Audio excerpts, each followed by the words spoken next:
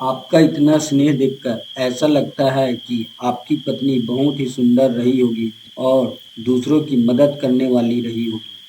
तुमने मेरा दिल जीत लिया लड़की। मैं तुमसे बहुत खुश हूँ। अब तुम जा सकते हो। अपनी जान बचा लो, यहाँ से चले जाओ।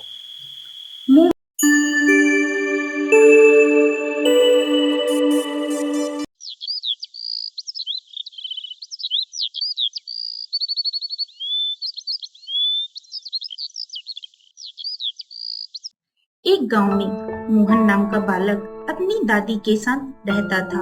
उसकी दादी का तबीयत आए दिन खराब होता रहता था। मोहन का दादी के अलावा इस दुनिया में और कोई नहीं था। बचपन में ही उनके माँ बाप गुजर गए थे। मैं काम करने जा रही हूँ बेटा, तुम अपना और घर का अच्छे से ध्यान रखना। हाँ दादी। हर रोज की तरह दादी काम करने के लिए निकल जाती और वह सेठ जी के यहाँ बर्तन, झाड़ू, पोछा इत्यादि काम करके अपने घर वापस आती है। दादी दादी, मैं बाहर खेलने के लिए जाऊँ? हाँ बेटा जाओ, पर जल्दी आ जाना, ज्यादा देर तक बाहर मत रहना। समय बीतता गया, मोहन बड़ा हो जाता है। एक दिन दादी की तबीयत बहुत ज्यादा खराब हो जाती है और वह बिस्तर में रहती है। मोहन भी उसके पास रहता है। तब दादी कहती है, बेटा मोहन, लगता है मेरा अंतिम समय आ गया है। नहीं दादी नहीं, ऐसा मत कहो। आपके सिवाय मेरा इस दुनिया में कोई नहीं है। ये दुनिया का नियम है बेटा, अभी तू नहीं समझेगा, मेरी बात ध्यान से सुनो। तभी दादी मोहन के कानों में कुछ बातें बताती है और वह प्राण त्याग देती है। मोहन व्यथित होकर वह गांव को छोड़कर कहीं दूसरे गांव जाने का सोचता है और अगले दिन निकल पड़ता है। रास्ते में एक गांव दिखाई देता है, लेकिन हैरान करने वाली बात यह है कि उस गांव में कोई आदमी दिखाई नहीं देता। मोहन सोच में पड़ जाता है। जैसे ही आगे बढ़ता है, उसे एक कुआं दिखाई देता है। मोहन जैसे कुएं के पास जाता है, जोरों से हवा चलने लगती है। मोहन कुछ समझ पाता, वहाँ एक दैत्य बाहर निकलता है और मोहन से कहता है, ए लड़के, यहाँ तुम क्यों आए?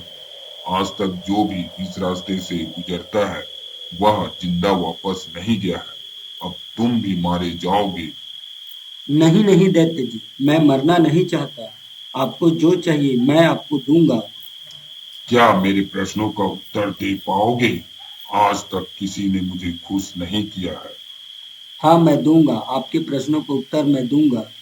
तो सुनो, ये जो मानव कंकाल मेरी बाहों में जकड़ा हुआ है वह किसका है? मुझे लगता है यह कंकाल आपकी पत्नी का है, जिसे आप बहुत प्यार करते हैं। इसी कारण आप इसे अपने सीने से लगाए हुए हैं। मैं बहुत खुश हुआ।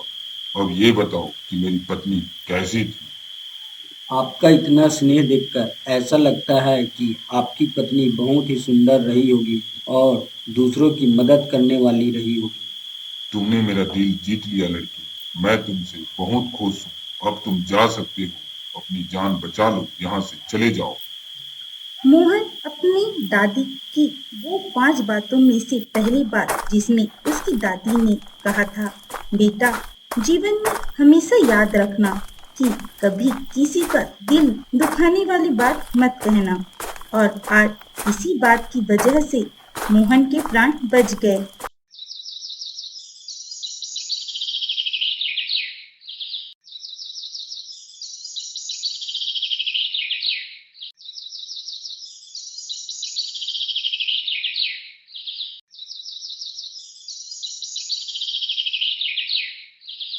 मोहन अपनी जान बचाकर जैसे ही आगे बढ़ता है, घना जंगल आ पड़ता है। वह फिर घबरा जाता है, पर वह अपना कदम नहीं रोकता। वह चलता ही जाता है। आगे उसे एक झोपड़ी दिखाई देती है। वहीं पर वह विश्राम करने के लिए रुक जाता है और वह झोपड़ी के अंदर जाता है। अरे ये क्या है? लगता है कोई सामान रखा है। जैसे ही मोहन उसे देखने के लिए आगे बढ़ता है, उसी समय एक बूढ़ा व्यक्ति उसे आकर कहता है, सुनो बेटा, ये सामान मेरा है, क्या तुम मेरी मदद करोगे? हाँ दादाजी, बताइए कैसे मदद करूं? ये सामान बहुत भारी है, अब मैं बूढ़ा हो चुका हूँ, क्या तुम इसे इसकी सही जगह पर पहुंचा दोगे? हाँ, पर इसमें क्या वस्तु रखा है? इसमें कीमती सामान है बेटा, तुम मुझे अच्छे इंसान लगे इसलिए तुमसे मदद के लिए बोल दिया। हाँ दादाजी, आप बताइए इसे कहाँ ले जाना है? इस सामान को बेटा जाम नाम का एक गांव है, वहां ऐसा ही एक झोपड़ी मिलेगा, उसी जगह पर छोड़ना है। पर सफर बहुत कठिन है, सुनसान जंगल से होकर जाता है रास्ता, उस गांव का रास्ता बहुत ही कठिन है बेटा, क्या तुम कर पाओगे? मोहन ने सोचा कि मैं तो उसी रास्ते में जा रहा हूँ, इसी बहाने दादाजी का थोड़ा मदद हो जाएगा। मोहन सामान को उठाकर निकल पड़ता है। रास्ते में वह मन ही मन सोच रहा था कि आखिर इसके अंदर ऐसी क्या वस्तु रखी है जो इतना भारी है। उसके मन में तरह तरह के ख्याल आ रहे होते हैं। तभी अचानक उसके सामने एक और बूढ़ा आदमी दिखाई देता है। मोहन को लगा कि यह वही बूढ़ा आदमी है, यहाँ कैसे आ गया। मोहन कुछ समझ पाता कि बूढ़ा आदमी मोहन से कहता है, सुनो बेटा, क्या तुम मेरा मदद कर दोगे क्या? मोहन सोच में पड़ जाता है और कुछ सोचने के बाद कहता है, हाँ क्यों नहीं, बताइए दादाजी क्या काम है? यह सामान बहुत भारी है, मैं उठा नहीं सकता, मेरी उम्र भी हो गई है, इसको इसके सही जगह पर पहुंचाना है बेटा। मोहन से रहा नहीं गया।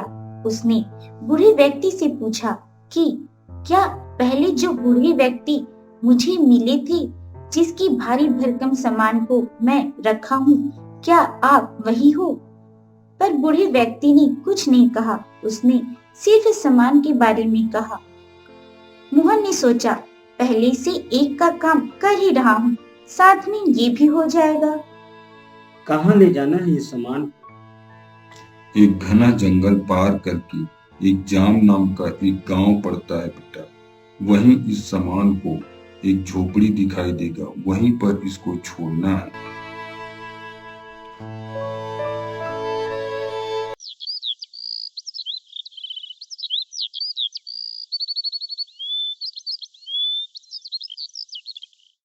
मोहन सामान को उठाकर आगे बढ़ता है।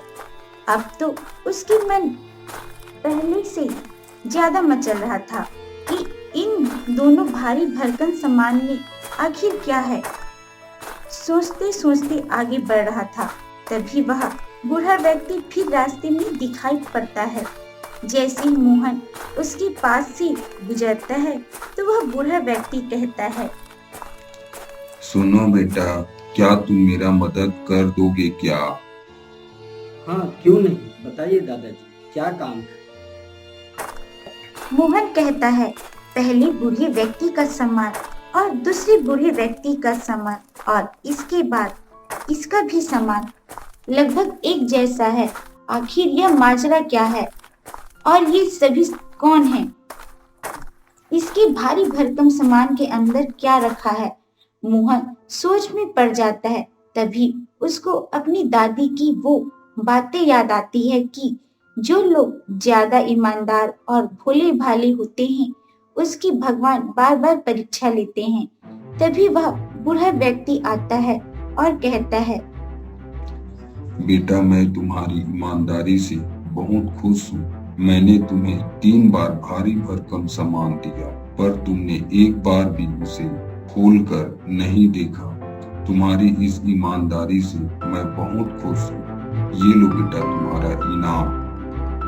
वह बूढ़ा व्यक्ति मोहन को उसकी ईमानदारी का इनाम देकर चला जाता है। मोहन वह सामान खोलकर देखता है तो उसमें सोने के सिक्के होते हैं। वह बहुत खुश होता है और आगे बढ़ता है।